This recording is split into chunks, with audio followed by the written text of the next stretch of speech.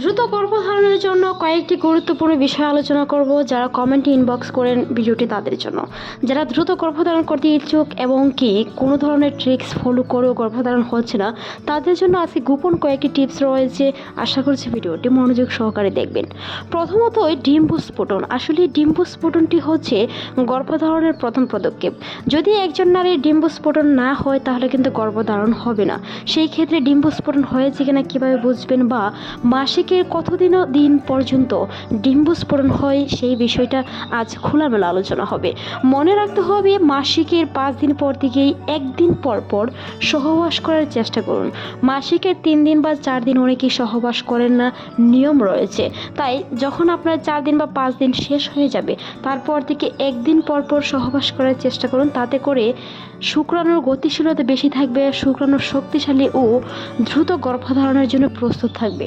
প্রতিদিন সহবাস করার পরে অনেক সময় বীর্য বা সিমেন্ট পাতলা হয়ে যেতে পারে, যেটি গর্ভধারণের জন্য উপযুক্ত নাও হতে পারে। তাই যদি শুক্রাণুটি শক্তিশালী ও হেলদি রাখতে চান অবশ্যই একদিন পর পর সহবাস করুন। তবে মাসিকের অন্ততপক্ষে 11তম দিন থেকে 18তম দিন পর্যন্ত রেগুলার মেলামেশা করার চেষ্টা করুন, যেটি আপনার ডিম্বস্ফোটনের টাইম।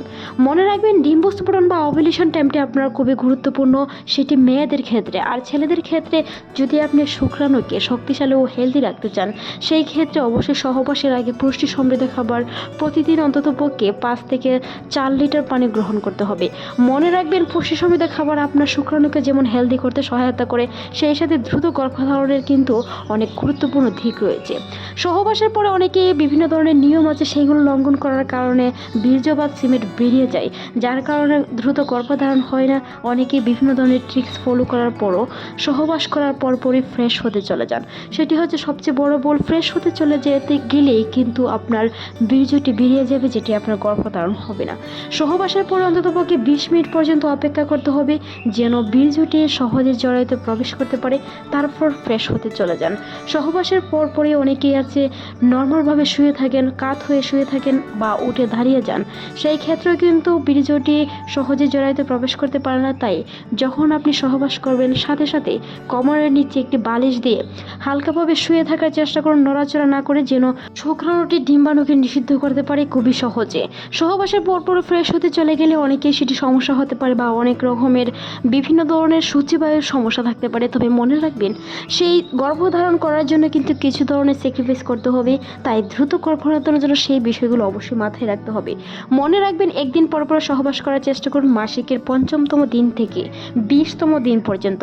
আপনি যেই তারিখেই মাসিক হয়ে থাকে সেই তারিখ থেকে ধরে 5ম তারিখ থেকে ধরে 20 তারিখ পর্যন্ত রেগুলার মেলামেশা করুন। সেই টাইমে অনেকেরই ডিম্বস্ফোটন হয়ে থাকে, তাই সেই সময় গর্ভধারণের সম্ভাবনাও অনেকটাই বেশি থাকে আগের তুলনায়।